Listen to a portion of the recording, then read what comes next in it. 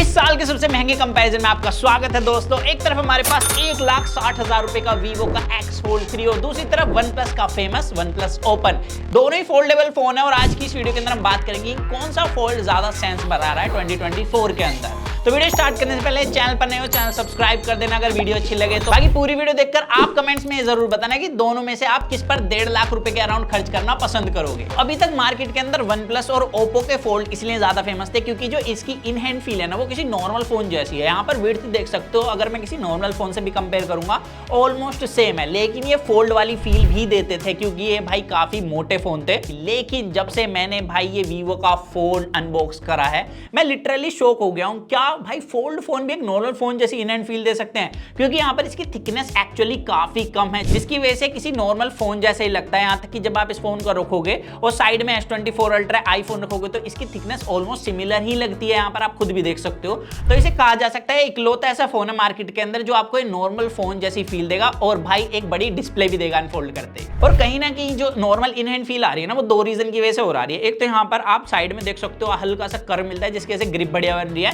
और जैसे कि OnePlus में क्या है ना या अदर फोल्ड के अंदर हमने देखा हिंज बाहर की तरफ निकली होती है, यहाँ पर वीवो ने इसको काफी अंदर करा हुआ है जिसकी वजह से हिंज की फील भी नहीं आ रही। अब इतने महंगे फोन है लेकिन कंपनियों ने ये क्लियर नहीं करा कि भाई बिल्ड में मटेरियल कौन सा यूज करा है। लेकिन हाँ एक चीज है कि दोनों ने चीख चीख कर बोला कि हमने हिंज के अंदर ना भाई कार्बन फाइबर यूज करा है, लेकिन बाहर का मैं बता देता हूँ। वीवो में एल्यूमिनियम फ्रेम मिलता है आपको, जितना भी आप देख रहे हो यहाँ पर ये मैट फिनिश के साथ है। वहीं पर OnePlus का एक चमकीला फ्रेम बनाया गया है टाइटेनियम और एक एलॉय को मिलाकर, जो कि 4 गुना ज्यादा बेटर स्ट्रेंथ रखता है स्टील के कंपैरिजन में। इसके अलावा फ्रंट में इसके भाई सिरेमिक गार्ड नाम से कोई ग्लास यूज करा है और बैक में कोई ग्लास है जिसका नाम कहीं भी क्लियरली हमें नहीं मिला। और वहीं पर जो आपका वीवो है ये एक कदम और आगे क्योंकि यहाँ पर बैक में फाइबर मिलता है, कोई ग्लास नहीं है, और फ्रंट में यहाँ पर आर्मर ग्लास दिया है। तो ये मिलता है दोनों की बिल्ड में। वहीं पर साइड में देखोगे तो एलईडी स्लाइडर मिलता है। OnePlus में आप इसे 3 मोड पे यूज कर सकते हो, वीवो के अंदर सिर्फ 2 मोड में। और OnePlus के पास एक चीज और है कि साइड में ही फिंगरप्रिंट सेंसर मिलता है जो कि काफी ज्यादा पुराना हो गया है, लेकिन वीवो इसमें एक कदम आ गया। हमने पहले वीवो के फोनों के अंदर देखा था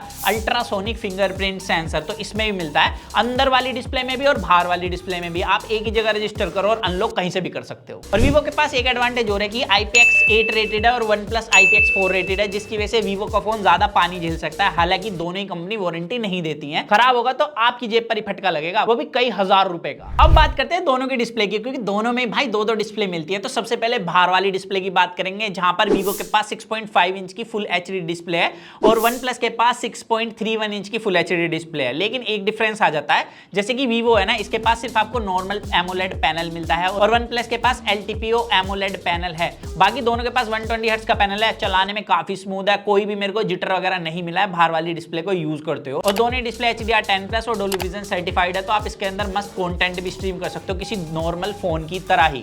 अब जैसे ही आप फोन को ओपन करोगे ना तो यहाँ पर जो वीवो की डिस्प्ले है इसके अंदर आपको रेक्टेंगल शेप मिलती है और OnePlus की डिस्प्ले खोलते ही आप देखोगे बिल्कुल स्क्वायर शेप दी गई है और इसका साइज है 7.82 इंच का और वहीं पर वीवो के पास 8.3 इंच की डिस्प्ले है। अब वीवो के पास डिसएडवांटेज ये थी कि इसकी बाहर वाली डिस्प्ले नॉर्मल एमोलेड थी, लेकिन अंदर वाली LTPO पैनल है और वहीं पर OnePlus के पास अंदर और बाहर वाली दोनों डिस्प्ले LTPO मिलती हैं। इसके अलावा भाई यहाँ पर आप देख सकते हो कंटेंट जब आप अंदर वाली डिस्प्ले में स्ट्रीम करोगे तो काफी ज्यादा स्पेस बच जाएगा।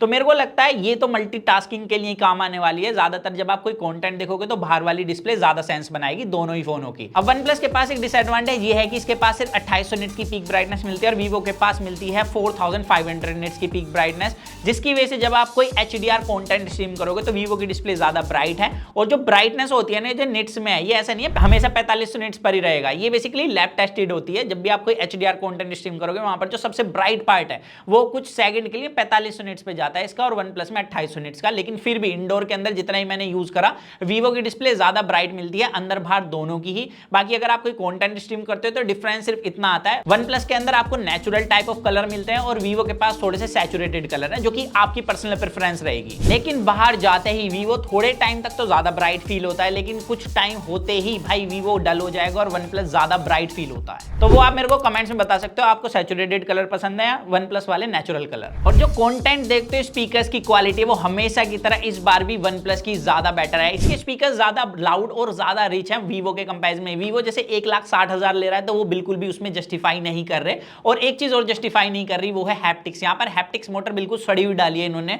मतलब जो वन प्लस है ना, इसके हैप्टिक्स इससे लाख गुना बेटर है। यहाँ पर इंटीग्रेशन बेटर है, हैप्टिक्स का जो फील है वो ज्यादा अच्छा मिलता है, तो वन प्लस इस मामले में तो बेहतर है। लेकिन अब जहां मेरे को वीवो ज्यादा बेहतर लगा, क्योंकि फोल्ड फोन हम भाई मल्टीटास्किंग के लिए लेते हैं, तो इसके अंदर स्प्लिट स्क्रीन का जो जेस्चर है ना, वो काफी कमाल का है। मेरे को स्प्लिट स्क्रीन चलानी है, मेरे को सिर्फ फोन ऐसे करना है और फोन की डिस्प्ले दो पार्ट में डिवाइड हो जाएगी। फिर मैं दूसरी एप्लीकेशन यहां से सेलेक्ट करके इसमें यूज कर सकता हूं। इसके अलावा अगर मेरे को फ्लोटिंग विंडो चलानी है तो इसके अंदर दो फ्लोटिंग विंडो और ऐड हो सकती हैं, और अगर मैं इन्हें मिनिमाइज करूंगा तो नीचे ये सेव हो जाएंगी। जैसे मैं रिसेंट टैब को फिर ओपन करूंगा तो दोनों एप्लीकेशन फिर से खुल जाएंगी। और इसी तरीके से आप वन प्लस के अंदर भी दो एप्लीकेशन एक साथ मिनिमाइज कर सकते हो। लेकिन वन प्लस के पास यहां पर एडवांटेज मेरे को ये लगी कि यहां पर मैक्सिमम 3 ऐप को एक साथ मल्टीटास्किंग में यूज कर सकते हो। और इसके अंदर स्प्लिट स्क्रीन करने के लिए दो फिंगर को आपको ऐसे नीचे की तरफ करना है, फिर डिस्प्ले दो पार्ट में डिवाइड हो जाएगी। यहां पर दूसरी एप्लीकेशन ऐड कर लो, और अगर आपको तीसरी एप्लीकेशन भी चलानी है तो आप इसे डॉक से या ऐप ड्रॉअर से उसे ऐड कर सकते हो। और जो तीसरी एप्लीकेशन है ना, या तो वो हॉरिजॉन्टल में खुलेगी या वर्टिकल में, वो डिपेंड करेगा कि वो किस तरीके से ज्यादा बेटर लगेगी और ज्यादा बेटर काम करेगी। और फिर आप तीनों एप्लीकेशन के बीच में आराम से मल्टीटास्किंग कर सकते हो। और आप चाहते हो कि तीनों एप्लीकेशन एक साथ स्क्रीन पे चाहिए तो 4 फिंगर से पिंच कर दो और तीनों एप्लीकेशन स्क्रीन पे सेम टाइम पे आ जाएंगी। फिर आप और भी मस्त तरीके से मल्टीटास्किंग कर सकते हो। और मेरे को वन प्लस के फोन के अंदर है ना, ये स्क्रीन स्विचिंग का ऑप्शन काफी कन्वीनियंट लगा है। मानो मैं अंदर कोई एप्लीकेशन चला रहा हूं और मेरे को बाहर भी चलानी है, नहीं चलानी तो मैं इसे इनेबल कर लूंगा। जैसे मैं डिस्प्ले को फोल्ड करूंगा ना, तो 2 सेकंड के लिए यहां पर स्वाइप का जेस्चर आएगा। अगर मैं इसे स्वाइप कर दूंगा तो अंदर वाली एप्लीकेशन बाहर चलना चालू हो जाएगी। अगर नहीं करता हूं तो ऑटोमेटिकली स्क्रीन लॉक हो जाएगी। वहीं पर वीवो के पास या तो आप अंदर वाली डिस्प्ले का बाहर कंटेंट देख सकते हो या फिर लॉक कर सकते हो। तो ये दो चीजें मिलती है। तो इस मामले में मेरे को वन प्लस थोड़ा ज्यादा स्मार्ट लगा है। वहीं पर वीवो के पास भी अपने कुछ स्मार्ट फीचर है। इसमें टेंट मोड मिलता है, जिसे ऑन करती है टेबल क्लॉक की तरह काम करेगी। लेकिन जैसे एक्सपेक्टेड था वीवो के सॉफ्टवेयर के साथ, ये फीचर हमारी यूनिट में काम ही नहीं कर रहा है। यहाँ पर आप खुद देख सकते हो, हमने बहुत मशक्कतें करी लेकिन ये नहीं चल रहा है। लेकिन यहाँ पर आपको एक फ्लैक्स मोड मिलता है जो यूट्यूब के अंदर बढ़िया से काम कर रहा है। जैसे आप वीडियो देखोगे इसको इस तरीके से लगा के, तो नीचे की तरफ पूरे कंट्रोल आ जाएंगे, जिससे आप आगे पीछे कर सकते हो, आप पॉज कर सकते हो वीडियो को। और फोटो जैसी ऐप के अंदर zoom in zoom out, swipe up swipe left किया जा सकता है इसी के अंदर। वहीं पर वन प्लस के अंदर ये वाला फीचर किसी ऐप पे सपोर्ट नहीं करता, सिर्फ कैमरा में वर्क करता है। इसके अलावा दोनों में नोट्स एप्लीकेशन दी है, जिसमें आप भाई बोल के कुछ भी लिखवा सकते हो। बेसिकली लाइव ट्रांसक्रिप्शन का ऑप्शन मिलता है, जो कि सैमसंग के अंदर भी दिया है। लेकिन वीवो के अंदर कोई एआई करके ऑप्शन है, जब भी काम करेगा। लेकिन वन प्लस के अंदर ये डायरेक्ट काम करता है। बाकी भाई दोनों के पास 16 जीबी की रैम मिलती है। बैकग्राउंड ऐप को काफी अच्छे से हैंडल कर लेता है। मेरे को कोई जिटर कोई लैग नहीं मिला है दोनों ही फोनों के अंदर, लेकिन तब तक जब तक दोनों ही फोन गर्म नहीं होते। यहाँ पर मैं जब बाहर आउटडोर में शूट करने गया था तो यहाँ पर मैंने देखा कुछ टाइम फोन को यूज करने के बाद दोनों ही उबल गए थे। वीवो थोड़ा ज्यादा गर्म फील हो रहा था। और उसके बाद कैमरा एप्लीकेशन देखो पूरी रुक रुक के चल रही है। यहाँ पर दोनों में 4K 60 FPS लगाया मैंने, उसके बाद भी आप देख सकते हो। तो दूसरा बग जो मैंने नोट कराया वो है भाई वीवो के अंदर हमने टास्क बार इनेबल किया है, उसके बाद भी नहीं आ रहा। लेकिन ऐसा नहीं है सिर्फ वीवो के पास दिक्कत है, यहाँ पर वन प्लस के पास भी हमने एक दिक्कत नोट करी है। देखिए यहाँ पर हम वीडियो प्लेबैक करने की कोशिश कर रहे हैं, लेकिन ये 2x पे ऑटोमेटिकली से स्विच करके तेज भगा रहा है। पहले मेरे को लगा कोई ऑप्शन इनेबल हो गया होगा, लेकिन नहीं। कुछ टाइम फोन हमने रखा, स्विच ऑफ करके ऑन करा और उसके बाद ये सही काम करने लगा। तो ये इसके अंदर प्रॉब्लम मिली है। बाकी वीवो के पास थोड़ी ज्यादा है। और जैसे कि इसका प्राइस 1,60,000 रुपए है, तो मैं एक्सपेक्ट कर रहा था भाई इसके अंदर तो कचरा ना दें। लेकिन यहाँ पर भी आपको प्री इंस्टॉल्ड एप्लीकेशन मिलती है। हालांकि आप इसे अनइंस्टॉल कर सकते हो वीवो के दूसरे फोन की तरह, लेकिन जैसे आप वी स्टोर एप्लीकेशन ओपन कर दोगे ना, तो हॉट ऐप और हॉट गेम बाहर एक अलग से फोल्डर बना के चिपक जाएंगी, जो कि मेरे को काफी चीप लगा। तो यहाँ पर हॉट ऐप और हॉट गेम जैसी एप्लीकेशन तो कम से कम नहीं आनी चाहिए वी स्टोर ऐप को ओपन करने के बाद। And I think V store application हर कोई तो एक बार क्लिक करने ही वाला है। और अब बात कर लेते हैं दोनों की परफॉर्मेंस की। वन प्लस के पास स्नैपड्रैगन 8 Gen 2 मिलता है, तो वीवो के पास 8 Gen 3, मतलब बड़े भैया मिलते हैं। और यहाँ पर हमने दोनों की अच्छे से टेस्टिंग भी करी है। बेसिकली यहाँ पर काफी ज्यादा गर्मी हो रही है, तो हमें एसी चलाकर रखना पड़ा टेस्टिंग के टाइम पर, ताकि थोड़ा सा फेयर टेस्ट हो जाए। तो हमने भाई एसी चलाकर दोनों में पहले तो नॉर्मल टेम्परेचर रखा, उसके बाद सीपीयू थ्रोटलिंग टेस्ट रन कराया और Antutu भी रन कराया। और ऑब्वियसली यहाँ पर वीवो का जो स्कोर था वो बेटर निकल कर आया, कंसिस्टेंसी भी बेटर निकल कर आई। लेकिन यहाँ पर वीवो में हमें दिक्कत ये लगी, एक तो ये ब्राइटनेस काफी जल्दी ड्रॉप कर लेता है। वन प्लस एंड तक ब्राइटनेस ड्रॉप नहीं करता दोनों ही टेस्ट के अंदर। एंड इसका जो सीपीयू थ्रोटलिंग में टेम्परेचर था 15 मिनट में ही वो 50 डिग्री टच कर गया। और वन प्लस ने वहीं पर काफी अच्छे से अपने टेम्परेचर को मेंटेन करके रखा था। और एक बात और क्लियर कर दूं कि मैं दोनों में ही किसी के अंदर भी कोई मोड इनेबल नहीं करा था, ये दोनों ही नॉर्मल मोड पे थे। तो यहाँ पर ऑन पेपर डेफिनेटली वीवो अच्छा है, लेकिन हीट कंट्रोल में भाई वन प्लस मेरे को ज्यादा अच्छा लगा। और यही चीज हमने आउटडोर में जब फोटो क्लिक करी थी उस टाइम पर फेस करा था कि वीवो ज्यादा गर्म हो रहा है। आगे अगर आप दोनों के अंदर ही गेम प्ले करना चाहते हो तो देखो फ्लैगशिप लेवल फोन्स है, तो यहाँ पर बीजीएमआई के अंदर फुल सेटिंग्स मिलती है और गेम प्ले भी दोनों का काफी अच्छा है, आप मस्त गेम प्ले कर सकते हो। लेकिन अगर आप जिंशन इंपैक्ट जैसा गेम प्ले करना चाहते हो जो कि भाई अंदर वाली बड़ी डिस्प्ले में खेलने में मजा ही आ जाएगा, तो वन प्लस फुल सेटिंग्स में उसे ज्यादा स्मूथली हैंडल करता है। यहाँ पर जिटर कम है वीवो के कंपैरिजन में, और दोनों ही भाई गर्म होते हैं, लेकिन वन प्लस अगेन इसमें कम गर्म होता है वीवो के कंपैरिजन में। इसी वजह से आई थिंक वीवो के पास जिटरिंग बढ़ जाती है गर्म होने के बाद। अब थोड़ा सा दोनों के कैमरास की बात कर लेते हैं। यहाँ पर वीवो के पास 64 मेगापिक्सल का मेन कैमरा है, वन प्लस के पास सिर्फ 48 मेगापिक्सल का। इसके अलावा 64 मेगापिक्सल का 3x टेलीफोटो कैमरा दिया है दोनों के पास ही। बाकी यहाँ पर वन प्लस के पास एक और डिसएडवांटेज ये आती है कि इसके पास सिर्फ 48 मेगापिक्सल का ultra wide angle camera sensor है और वीवो के पास पूरे 50 मेगापिक्सल का। और वीवो के पास रुको एक और एडवांटेज आती है कि इसमें फ्रंट में है ना कवर डिस्प्ले में 32 मेगापिक्सल का कैमरा दिया है, वन प्लस के पास सिर्फ 20 मेगापिक्सल का दिया है। और अंदर वाली डिस्प्ले के कैमरे पे चले तो यहाँ पर वन प्लस ने मैं शॉक हो गया कि 32 मेगापिक्सल का कैमरा डाल के दिया है। यहाँ पर बाहर डालना था लेकिन उन्होंने अंदर डाला, और वीवो के पास भी यहाँ पर अंदर 32 मेगापिक्सल का कैमरा है।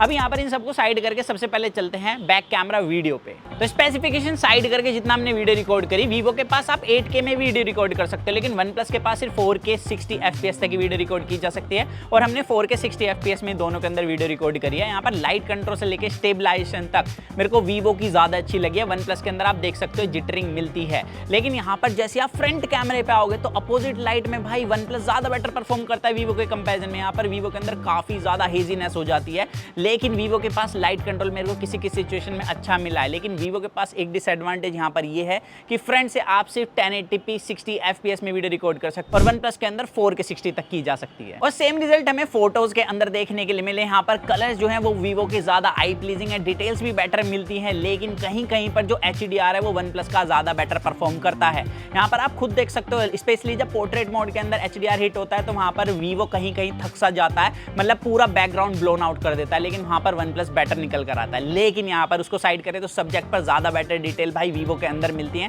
प्लस वीवो ब्लैक कलर को ब्लैक रखता है, वन प्लस क्या है ब्लैक कलर को थोड़ा गोरा करने की कोशिश करता है, जस्ट लाइक ओप्पो। और बैक कैमरा फोटो में भी ज्यादातर जगह पर जैसे कि 1x में आप फोटो क्लिक करोगे, 50mm 35mm हर एक के अंदर भाई वीवो ज्यादा बेटर परफॉर्म करता है। यहाँ पर ज्यादा आई प्लीजिंग कलर है, ज्यादा बेटर आपको डिटेल्स मिलती हैं, लेकिन कुछ कुछ कंडीशन में वन प्लस भी बेटर परफॉर्म करता है। एक तो जैसे अपोजिट लाइट हमने फ्रंट में भी देखा था, बैक में भी यहाँ पर वीवो के पास काफी फ्लेयर्स और काफी हेजी सी कर देता है इमेज को। और इसके अलावा अगर आप शैडो के अंदर हो और आपके साइड से लाइट आ रही है तो यहाँ पर बहुत ज्यादा गोरा कर देता है, जिसकी वजह से सब्जेक्ट तो गोरा होता ही है, साथ ही सब्जेक्ट पर डिटेल्स भी कम मिलती हैं, जैसे कि आप यहाँ पर आप इमेज के अंदर देख भी सकते हो। और जब आप मैक्सिमम जूम में फोटो क्लिक करोगे दोनों के अंदर पोर्ट्रेट मोड के अंदर, तो मैंने देखा वीवो थोड़ा सा ना आर्टिफिशियल सी कर देता है फोटो, लेकिन ये आई प्लीजिंग लगती है। वहीं पर वन प्लस ज्यादा नेचुरल स्किन टोन रखता है उस कंडीशन के अंदर। और जैसे कि हमने ज्यादातर कंडीशन में देखा भाई वीवो बढ़िया, और वीवो का इतिहास रहा है भाई लो लाइट कंडीशन के अंदर भी ये तगड़ा परफॉर्म करता है। तो यहाँ पर हमने पोर्ट्रेट मोड फोटो क्लिक करी लो लाइट के अंदर, और उसके अंदर भी आप देख सकते हो डिटेल से लेके एज डिटेक्शन तक भाई हर एक मोड के अंदर वीवो ज्यादा बढ़िया क्लिक कर रहा है वन प्लस के कंपैरिजन में। तो यहाँ पर डेफिनेटली जैसे कि वीवो क्लेम कर रहा है कि फोल्डेबल्स के अंदर आज तक का बेस्ट कैमरा, तो मैं कह सकता हूँ कि है, बट अभी भी कुछ कुछ जगहों पर इसको इंप्रूवमेंट की जरूरत है। अब बात आती है बैटरी की, जहां पर वीवो के पास एडवांटेज, इसके पास 5700 mAh का बैटरी और 100 वोट की चार्जिंग है। वहीं पर वन प्लस के पास 4805 mAh की बैटरी और 67 वोट की चार्जिंग है सिर्फ, जिसकी वजह से भाई वीवो 5 मिनट के अराउंड जल्दी चार्ज हो जाता है, जितना हमने टेस्ट करा है। और यहाँ पर वीवो के पास और एडवांटेज, जैसे कि इसके पास रिवर्स वायरलेस चार्जिंग मिलती है, जो नहीं क्लियर करा कंपनी ने कितने वोट की है, तो अराउंड 5 वोट की होगी, और वायरलेस चार्जिंग मिलती है पूरे 50 वोट की, और ऐसे फीचर वन प्लस के पास नहीं है। लेकिन एक चीज मैं टेस्ट करने के बाद लिटरली खुश हुआ हूं, यहाँ पर भले ही वीवो के पास ज्यादा एमएच की बैटरी मिलती है, लेकिन जब आप दोनों फोन को यूज करोगे सेम कंडीशन के अंदर, सेम टेस्ट करने वाले हो, तो यहाँ पर ज्यादा डिफरेंस नहीं है, क्योंकि परसेंटेज में अराउंड 2-3% का ही ऊपर नीचे रहता है। और ऐसे मेरे को इस वजह से लग रहा है क्योंकि वीवो के फोन पर स्ट्रेस पड़ते ही भाई ये काफी तेजी से बैटरी चूस लेता है, वहीं पर वन प्लस गर्म नहीं हो रहा इतना जितना वीवो हो रहा है। तो इस वजह से हो सकता है बैटरी दोनों की मेरे को बराबर फील हो रही हो। तो मैं तो यही कहूंगा कि दोनों के बैटरी बैकअप में इतना कोई डिफरेंस नहीं है। तो ऑल ओवर ओपिनियन मेरी ये रहेगी, यहाँ पर वीवो डेफिनेटली नई चीजें लाया है मार्केट के अंदर फोल्ड फोन में। यहाँ पर हमने देखा भाई स्लिम फोन है, कैमरास तगड़े हैं, लेकिन अभी इन्हें सॉफ्टवेयर पर काम करने की काफी जरूरत है। और वन प्लस का फोन थोड़ा सा आउटडेटेड हो गया अभी फोल्ड फोन की मार्केट के कंपैरिजन में, क्योंकि यहाँ पर एक वीवो आ गया और दूसरा फोल्ड फोन आने वाला है नेक्स्ट में, जो है सैमसंग का फोल्ड। तो मैं कहूंगा इन दोनों फोल्ड में कंफ्यूज ना हो के भाई, तीन में होते हैं ना, तीनों में से सीधा आपका भाई बताएगा कि कौन सा फोल्ड लेना है। तो उसके लिए आप चैनल सब्सक्राइब कर सकते हो, जिससे टाइम पर आपको उसकी नोटिफिकेशन मिल जाए। और अगर आप इन दोनों में फिर भी कंफ्यूज हो और एक फोन लेना है, तो आपके भाई ने सारे पॉइंट्स क्लियर कर दिए हैं। आप खुद बताना कि आप दोनों में से कौन सा फोन लेना प्रीफर करोगे। सो यही था आज की इस वीडियो के अंदर। तो मिलते हैं जल्दी कूल और एक्साइटिंग वीडियो में। तो जब तक के लिए जॉन मैं गाइस वो करें to watch your heart feels, stay in with HFV unbox guys, bye.